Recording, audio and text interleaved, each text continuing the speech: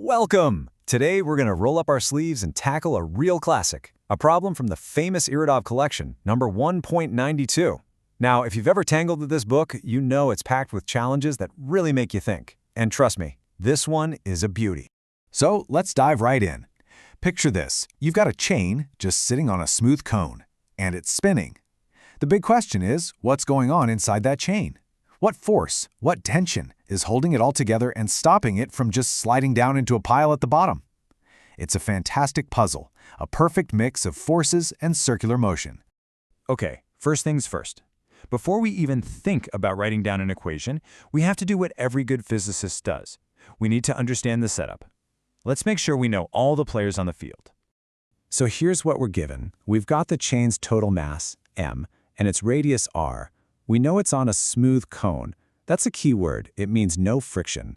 The steepness of the cone is given by that angle theta. And of course, it's spinning with a constant angular speed omega. Our mission, should we choose to accept it, is to find the tension, T. That's that internal force pulling each link of the chain to its neighbors, keeping the whole thing in one piece. Now, here's a question. How in the world do you analyze a continuous object like a chain? You can't just look at the forces on the whole ring at once. It's basically impossible. So we have to be clever. We have to simplify. And here it is. This is the classic physics move. To understand the whole, we're going to zoom way in and look at just one infinitesimally small piece of the chain. We'll call its mass dm. By figuring out all the forces on this one tiny piece, we can then generalize it and figure out what's happening to the entire chain. It's a powerful idea. Okay, so we've got our tiny piece of the chain, our dm.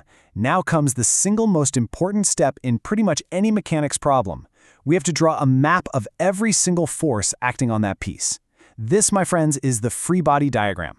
Seriously, this is everything. Don't ever skip this step. If you can draw an accurate free body diagram, I promise you, you're already halfway to the solution. It forces you to account for every push and every pull so you don't miss anything. We're not going to just throw everything on there at once. Let's build this diagram step by step, force by force. It's all about being methodical. Let's start with the easy one, the one we can never escape, gravity.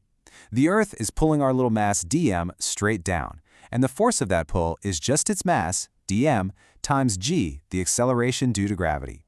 Easy enough. 1 down, 2 to go. All right, next. The chain is resting on the cone, so the cone must be pushing back, right? We call this the normal force. And remember how the problem said the cone was smooth? That's a huge clue. It tells us this force pushes perfectly perpendicular, or normal, to the surface of the cone. Now hang on, pay attention here, because this is a classic mistake. So many people automatically draw the normal force pointing straight up to fight gravity.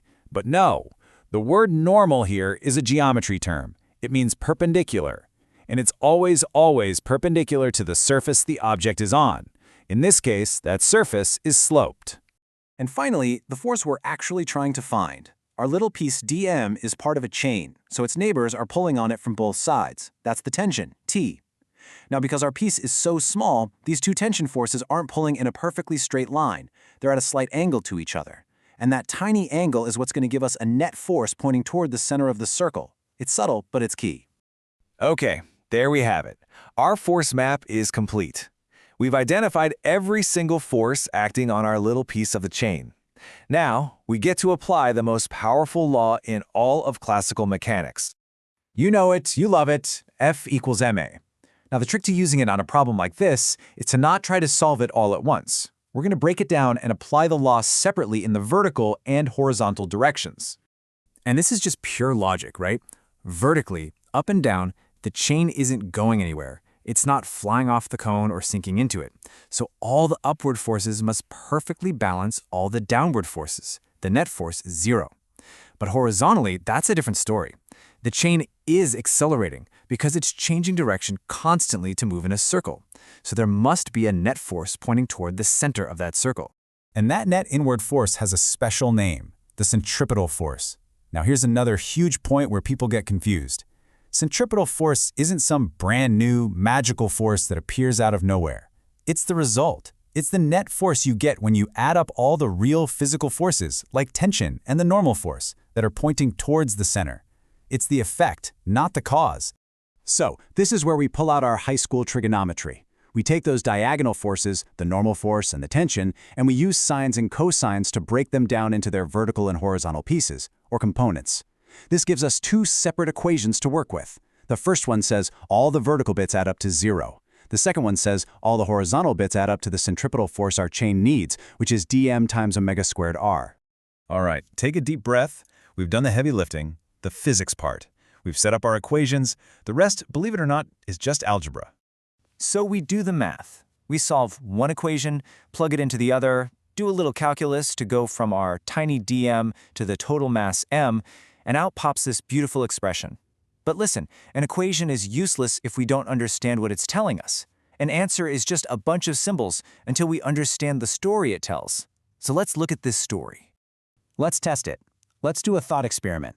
What happens if we just turn off the motor? The chain stops spinning, so omega becomes 0. Well, that whole second term inside the parentheses just disappears, and what's left is the tension you'd need just to keep the chain from sliding down the cone under its own weight. That makes perfect sense. Our equation works. Okay, let's try another extreme. What if the cone gets so steep it's just a straight vertical wall, like a cylinder? That means our angle theta would be 90 degrees. Well, if you remember your trig, the cotangent of 90 degrees is 0. So this time, the first term disappears, and the tension is now purely what's needed to provide the centripetal force for the spinning. Again, that's exactly what we'd expect.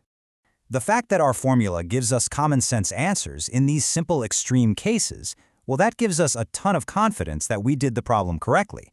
Our method is solid. And that reliable method is the real thing we're learning here.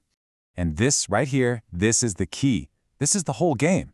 This 4-step playbook, isolate a piece, draw the forces, apply Newton's laws, and then interpret your answer, this is a universal toolkit. You can use this to solve countless problems in mechanics. Master this process, and you've mastered a huge chunk of physics. So I'll leave you with a final thought to chew on. We found the tension for any speed, but in the real world, a chain can only handle so much tension before it snaps, right?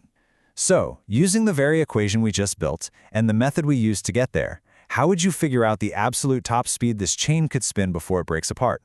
The cool thing is, now you have the tools to answer that question and so many more.